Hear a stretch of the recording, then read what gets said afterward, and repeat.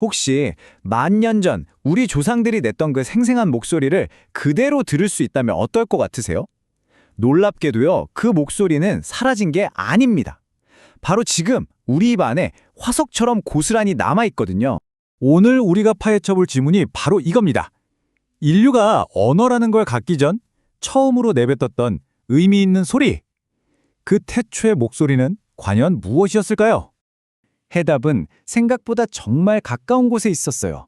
바로 세상에 어떤 언어도 배우지 않은 아기가 내는 바로 그 첫 소리들, 맘마라든지 아빠 같은 옹알이 속에 인류의 비밀이 담겨 있었던 거죠. 자, 그럼 첫 번째 단서부터 한번 제대로 파고 들어가 볼까요? 전 세계 어떤 아기든 거의 공통적으로 내는 소리가 있어요. 바로 엄마와 아빠입니다. 이거 정말 흥미롭지 않나요? 이 표를 한번 보세요. 한국어 엄마는 물론이고 영어의 mom, 라틴어의 matter까지 문화도 역사도 전혀 다른 언어들인데 신기하게도 전부 바로 이 M 사운드가 공통적으로 들어있습니다. 이게 과연 단순한 우연일까요? 놀랍게도 이 패턴은 아빠라는 단어에서도 똑같이 나타납니다. 한국어 아빠, 히브리어 아빠, 영어 파파.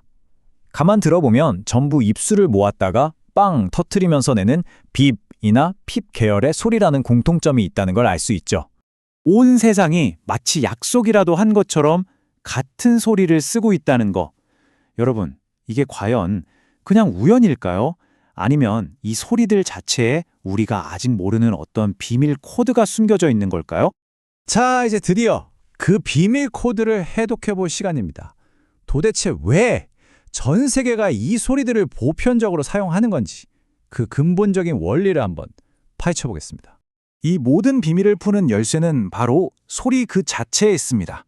이게 무슨 말이냐면 소리를 만들어낼 때의 그 입모양이나 혀의 움직임 같은 물리적인 행위 자체가 그 소리의 의미를 결정한다는 거예요. 이걸 성음상진이라고 부르는데 뭐랄까, 소리와 의미가 처음부터 그냥 한 몸이었던 거죠. 바로 이 화면이 그 원리를 아주 명확하게 보여줍니다. 자, 여러분도 한번 하고 소리를 내보세요. 입술이 안으로 다물어지면서 에너지가 안으로 모이는 느낌이 들죠. 마치 아기가 젖을 빨 때처럼 무언가를 받아들이고 품어주는 수용의 소리인 겁니다. 반면에 파, 바 하는 소리는 어때요? 입술을 터트리면서 에너지를 바깥으로 확 내뿜잖아요. 자신의 존재를 세상에 알리는 듯한 발산, 힘의 소리인 거죠. 그래서 여기서 가장 중요한 포인트는 이겁니다. 이건 우리가 부모님한테 엄마라고 해봐 하고 배워서 하는 말이 아니라는 거예요. 인간의 신체 구조상 자연스럽게 나올 수밖에 없는 소리에 대한 일종의 생물학적 설계도, 다시 말해 본능이라는 겁니다. 자, 그렇다면 이 이론을 좀 더 원초적인 상황에 한번 적용해 볼까요? 바로 우리의 생존과 직결되어 있는 소리, 말하자면 1만 년 전의 비명소리에서 그 증거를 찾아보겠습니다. 인간의 가장 기본적인 본능이 뭘까요? 여러 가지가 있겠지만 그중 하나가 바로 고통을 피하는 거죠. 우리가 길을 가다 발을 찢거나 어디에 세게 부딪혔을 때 본능적으로 소리를 지르잖아요. 과연 그 소리에도 전 세계적인 공통점이 숨어 있을까요? 결과는 정말 놀랍습니다. 한번 보세요. 우리가 아파하고 외칠 때 쓰는 이 피 소리는요, 몸 안의 압력, 즉 고통을 폭발적으로 바깥으로 방출하는 소리입니다. 그런데 신기하게도 영어에서 고통을 뜻하는 단어 pain도 똑같은 피 소리로 시작하죠. 심지어 아주 오래된 언어인 산스크리트어에서 괴롭히다라는 뜻의 단어도 피로 시작합니다. 전 세계가 고통을 피라는 동일한 코드로 표현하고 있었던 겁니다. 자, 그럼 하나만 더 볼까요? 고통 말고 갑자기 무언가에 부딪히거나 깜짝 놀랐을 때 내는 소리는 어떨까요? 우리도 모르게 헉 하고 숨이 멎는 바로 그 순간 말이에요. 여기서도 어김없이 공통된 코드가 발견됩니다. 바로 기억이나 크크 같은 소리죠. 한국어에서 아이쿠나 윽 하는 소리는 목구멍에서 공기의 흐름이 갑자기 턱 하고 차단되는 그 느낌을 그대로 표현한 겁니다. 그런데 영어의 shock이나 초크도 똑같이 목구멍을 막는 K 계열의 소리가 들어있죠. 독일어의 또 마찬가지고요. 결국 이건 목구멍이 순간적으로 닫히는 우리 몸의 반응이 그대로 소리가 된 거예요. 결국 이 모든 소리들은 그냥 아무렇게나 만들어진 단어가 아니었던 겁니다. 위험한 순간에 우리 몸을 보호하기 위해 본능적으로 터져나온 소리, 언어 속에 그대로 굳어서 남게 된 화석화된 생존 본능, 바로 그 자체였던 거죠. 자, 이제 지금까지 우리가 모은 단서들을 전부 맞춰서 결론을 내려볼 시간입니다.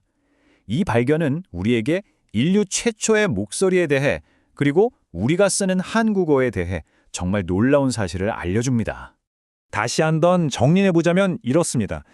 우리 몸의 움직임이 소리의 의미를 만든 거예요. 입술을 모으는 미음은 생명을 받아들이는 엄마, 입술을 터뜨리는 불피는 힘을 밖으로 내뿜는 아빠, 고통을 터뜨리는 프는 아야, 그리고 목구멍으로 충격을 막는 크는 이크. 이것이야말로 인류가 공통으로 가지고 있는 소리의 설계도인 셈이죠. 그런데 여기서 정말 소름 돋는 사실이 하나 밝혀집니다. 이 자료들을 쭉 분석해본 결과 다른 언어들은 시간이 흐르면서 이런 원초적인 소리들이 변형되거나 그 의미가 약해진 경우가 많았어요. 반면에 한국어는 아파, 아이쿠 같은 만년 전의 그 원초적인 소리를 가장 원형 그대로 아주 선명하고 강력하게 보존하고 있다는 겁니다. 바로 이 점 때문에 우리가 쓰는 한국어는 인류 태초의 목소리를 그대로 간직한 말 그대로 살아있는 언어 박물관이라고 불릴 수 있는 겁니다. 우리가 정말 무심코 쓰는 이 말들 속에 만년의 역사가 그대로 담겨 있다는 뜻이죠. 오늘 우리가 함께 살펴본 이 이야기, 여러분 어떠셨나요? 우리가 아플 때, 놀랐을 때 정말 아무 생각 없이 내뱉는 이 짧은 감탄사들이 사실은 국경과 언어를 넘어서 우리 모두를 하나로 묶어주는 인류의 가장 오래된 공동유산일지도 모릅니다. 다음에 혹시 아이쿠 하고 외치게 될 때 만년 전 우리 조상의 목소리를 한 번쯤 떠올려 보는 건 어떨까요?